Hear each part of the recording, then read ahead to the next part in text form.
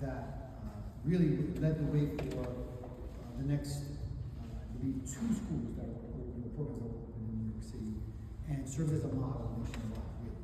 And this is part of the approach to multilingualism that as a district, we historically, predating my time here, we historically have valued and we have implemented, whether it's dual language, bilingual programs, world language programs, we run the gamut. And New York City Public Schools is proud of this work that has taken place over the years in District 14 and continue. We are committed to continuing the program at PS34.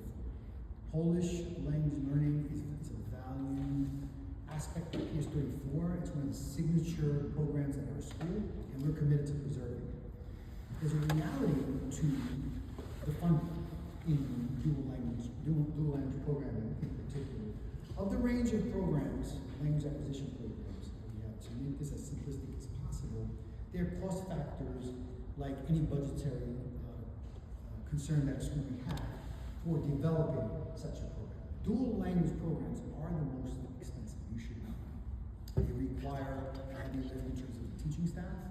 It requires the fiscal resources that match the dual licensure of teachers, the curriculum that's required for a dual language program. All of that to say that the funding, as you know, these meetings when we go over budget, is driven by per capita. And there are specific allocations for student demographics. For example, students in temporary housing, let me back up a minute. If you're funded as a school, per capita across the board, let's say $1 per student, which isn't the number. But that's the flat rate that schools are allocated. There's student funding citywide, right? Then there are demographics that are given an allocation, an additional allocation, based on the need. So for example, students in temporary housing, in addition to that dollar, could receive, in this hypothetical, an additional 20 cents per dollar. So because of the recognition of the cost it takes to support students in these programs. The same applies to English language learners. When our English language learners come into the school system, students come in, they're tested, families fill out their home language surveys, which you've all probably done as parents.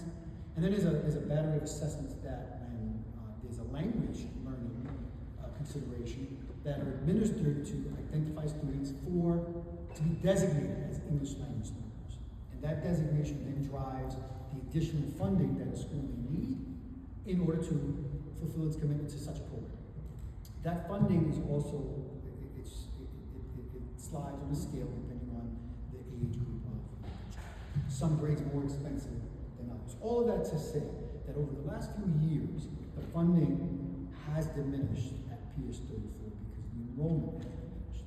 The principal has been working very closely with his school leadership team, and I've been monitoring for 2 years to find every resource that's available to us, every consideration that we can make in time use, curriculum, support from community-based organizations, and from the Polish government itself to preserve the program. And I am proud to say that the program is continuing at PS34. What we have, though, in terms of designation of students who are English language learners, we've had a diminished number of students who've been identified as English language learners for Polish. They may speak Polish. It's a heritage program in some places because they speak English and they don't qualify for English language learner services. Thus, the funding doesn't follow the student to the school. But because of this, the school has had to make some tough decisions. That's the principal's role. He's had to adapt the program. We've worked really hard with our central office and our partners to ensure that the program doesn't close. What we've done is we've repurposed some of the grades and aligned it better with what's called the world language approach, which preserves Polish language instruction, but is not a Polish dual language program. And so that is not the program of choice, I recognize, but it's the best solution that we have today based on the enrollment that we have and the students that have been identified to drive that funding so that the school can still maintain its robust language program. If I can refer you to the slide that's up now. This gives you, this summer, I'm going to be clear about the facts. These numbers come directly from our database center.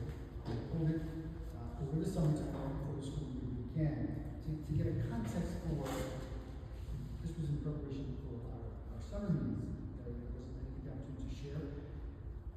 It's important that you know we have a total of 179 Polish students, identified Polish students, not at PS34, in the entire district. 179. Of the 179, 18 have been identified as English language learners. So only 18 are getting that additional funding that I mentioned earlier, and not all 18 are necessarily PS34. Understand that this is district-wide numbers. We have 20 students district-wide who are former Ls and still require some services. And we have 141 who don't qualify. And so the principal and his team is in a difficult position to find the resources to maintain that extensive model of language instruction in the grade. What I'm excited about is that the program continues in the grades where we have been enrolled. I'll share with you in a moment what that looks like from the principal's point of view.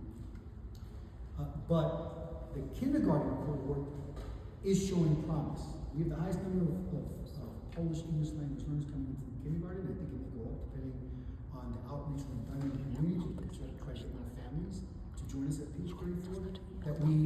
Which tell me that in the years to come, our program will grow. As long as we have the enrollment and we have the new students coming in, our current cohorts will continue with the model they currently have, the dedicated instruction plan that's been allocated to them.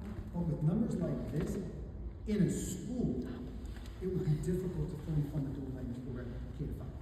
As a former principal, I guarantee you that would be a huge undertaking fiscally. But with these numbers district-wide, we're in a tough situation, and we have to face the facts about the enrollment and the difficult decisions our school leaders have to make.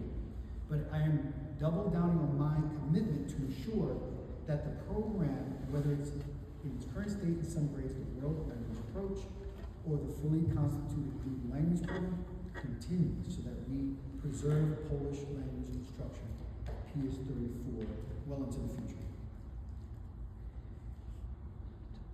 I think that's it in terms of what I wanted to share for PS34. I'll pause here for the council if you have any questions before I go into No, I think we'd love to move to the speaker if we can, because we'd like to allow you the who? is there a speaker? Yeah, we can speak. We are representing not public. Is there one more speaker before public comment? Yeah, before public comment. For the high school. The high school? Yes, that's you at two. I do want to recognize that I do have the other information for you that you requested. Title I and I think in the interest of time, because we.